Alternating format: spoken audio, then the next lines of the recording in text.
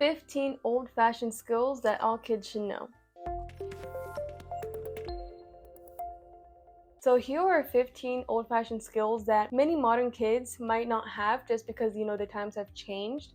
But it's always good to have it. You teach them young, and then they'll have it for the rest of their lives. And you never know when a situation arises, and they know automatically how to handle that situation. So without further ado, let's get right into the list. How to sew up a hole in some clothes. So I must confess, I actually learned how to do this not too long ago. I'm so happy I did. My mom finally taught me, and it's like a complete game changer to be able to like have a hole in your clothes and be able to fix it up yourself, and to know that you don't have to throw away the shirt or pants or leggings or whatever it is. It's just a great skill. Of course, with adult supervision, you can show them how to handle a needle with care. So if you show them how to do it the correct way, then they'll pick it up in no time. So yeah, being able to sew up a hole or sew on a button is definitely a great skill for kids to have, and adults too. Down in the description, you'll be able to find this list as a printable PDF. How to apologize. I say it's a skill because it doesn't really come natural to us.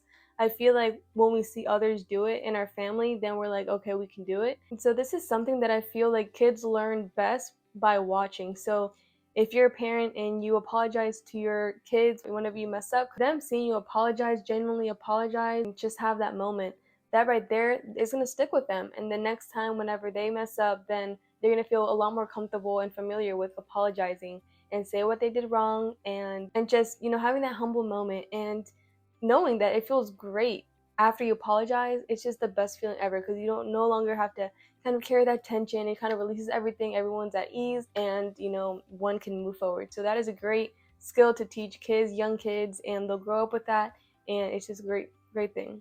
How to introduce themselves, and also how to ask questions to get to know someone better. So this is all conversational skills, and like the previous skill, a lot of it comes from seeing their family members, interact and everything, but it never hurts just to teach them and say, when you introduce yourself, this is how you should say it. Hi, my name is so and so, and just to ask people questions about them and just to learn how to be social, because we're social beings and we do great when we're with other people. So if you teach them really young, it's just so cute to see just little kids, and they know how to carry on a conversation. It's just a great skill. And now what helps with this is from when they're a baby, not really using baby talk. I know it's kind of hard, but not using baby talk. I've seen that people that don't use baby talk on their babies, those kids end up talking so quickly because they're absorbing everything from birth. Even I feel like even before birth, because they can hear voices in the belly. So talking to them like they're just a regular person, they can pick up so much more quickly. So that's a good tip for kids to learn conversational skills at a young age. How to garden. Now, I'm not saying you have to go out and grow all your own food or anything, but all you have to do is just buy a little pot with some soil, buy some seeds. Even at the dollar store they sell seeds, and have them grow the plant or vegetable of their choice. This is such a great experience for kids because they can see something that they've contributed to, and they can see their fruits, literally, of their work. Seeing something start out from just dirt and a little tiny seed, and then having them water it, care for it, but make sure they're getting enough sunlight. You're teaching them all of this, them watching the seedling get bigger and bigger until finally it's time to harvest. And that just does wonders. And it teaches them the importance of being consistent. And not only that, but if they ever want to grow their own food, because that's always fun to do, then they already have that knowledge from when they were a kid. So it'll be a lot more easy for them. How to do laundry. Now, this should go without saying. Kids should learn how to do laundry just because there's not always going to be somebody to do it. Also, it helps out the parents. Also, kids like to be productive. They like to feel useful. So having them do their own laundry, it makes them feel good about themselves because they can get tasks done. Scramble some eggs. Now, of course, they should be done with your supervision, but having kids learn how to scramble some eggs is great because it can open up their mind and their world to possibilities in the kitchen. People always need to eat, so it's just a great starting point. Eggs are super easy, and they go with just about almost everything. So you can have them scramble some eggs and then pop some bread in the toaster, and then they have a sandwich. If there's leftover rice, they can eat the eggs with the rice. So it's just really, there's a lot of possibilities just from like them knowing how to cook that one base food. So that's a great old-fashioned skill that kids should know.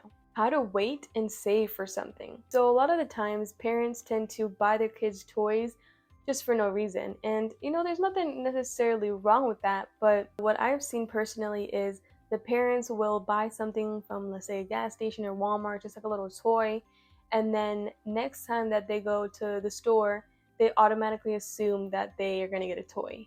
And if they don't get the toy, then they start throwing a temper tantrum. I've seen this many, many times.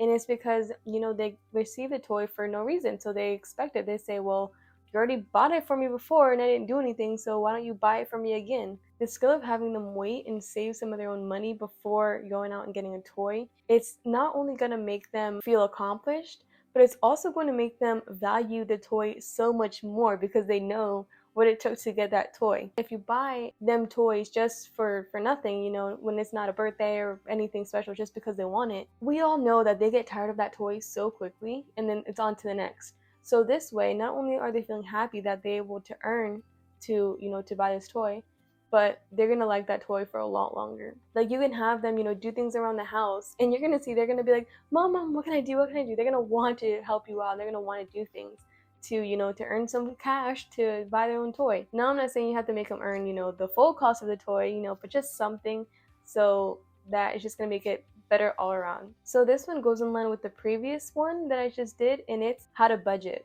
So this is great if they're already doing tasks around the house and they're earning some money, like with their allowance. Like, for example, have them write down how much they're earning each week or each time they get an allowance, and then have them see, like, if they spend some money on some candy or a little toy or something like that, have them see, okay, you started out with this, then you bought this, and now you have this left. And so how to be resourceful with that. So this is great thing for them to know, because obviously they're going to need it in, when they're adults. So if they start to budget from when they're a kid, it's just going to make them so well equipped to handle things later on down the line. And because it's their own money and they're managing it, they're going to be a lot more particular with what they buy. They're not just going to waste their money on just anything. How to weigh out the pros and cons. So this is a good skill for kids to have because, they're always going to go through situations. And whenever they're indecisive about something, you can count on the good old handy dandy pros and cons list. So you can show them exactly how to make it. It's very simple. And have them just write out pros and cons of a decision, just so they can think it through and then they can make a rational and intelligent decision moving forward. And of course, having your help is going to make it all the better. How to vacuum. So I'm not sure if parents are teaching their kids how to vacuum nowadays, but I mean, this is a great skill because cleanliness in general is great. So how to clean a bathroom, how to clean the kitchen. Not only does it help you out if you're a parent, but it also helps them out because everybody just feels better in a clean environment.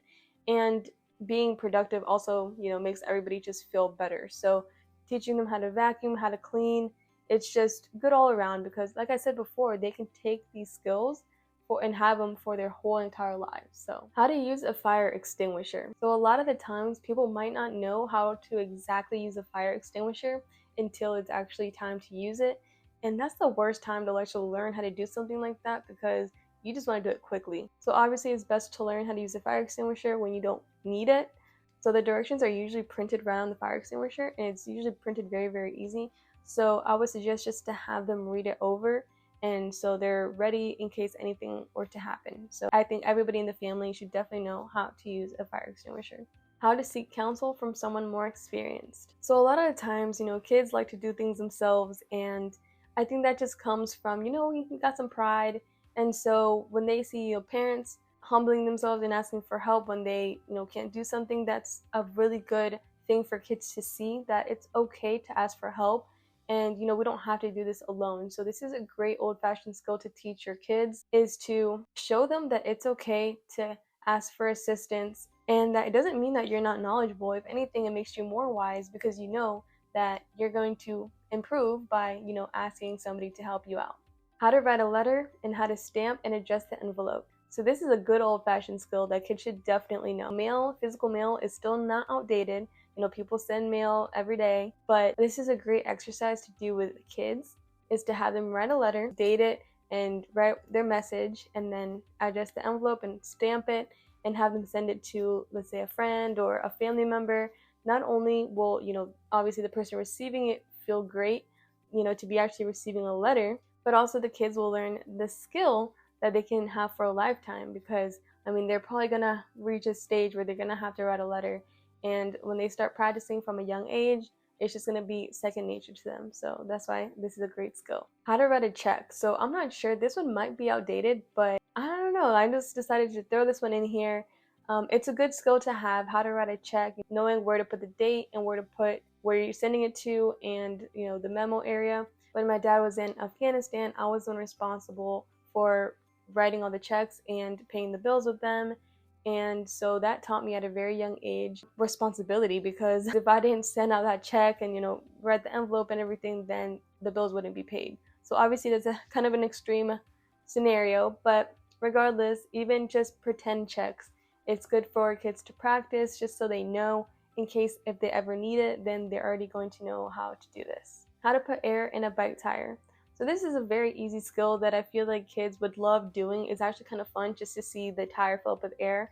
So just this way they can be more, independent and self-sufficient, and they can feel proud of maintaining their own bike, and also probably being able to teach their friends how to put air in tires. So that is a great thing to know. How to pump gas. So this one, of course, with parent supervision, teaching them what type of gas goes in the car, putting the card in, pumping it, waiting, and then putting it back. I just feel like it's a great thing for kids to do, and also they find it very fun to do, like grown up things. So they love it and they get to do it with you. So with all these skills, some of them may be more old-fashioned than others. Kids are a lot smarter than we give them credit for, and so it's okay to teach them things even though we think that they might not learn it or they might not be able to, handle it. Of course, use discretion with this, but a lot of these things, it's just to make their lives easier. Things like doing the laundry and teaching them how to budget and use their money wisely. It's just wise to teach these kids to do this at a very young age. And also, it's a great bonding experience between parents and their kids, or your nieces, nephew, just family in general. It just gives an opportunity to spend quality time together and to evolve and be productive. So I really hope that you enjoyed this list. Let me know if you have any other old-fashioned skills that kids should know. Click here somewhere on the screen to watch another one of my videos. Be sure to like, comment, and subscribe. Hit the bell if you enjoyed. Thank you so much for watching, and I'll talk to you later. God bless.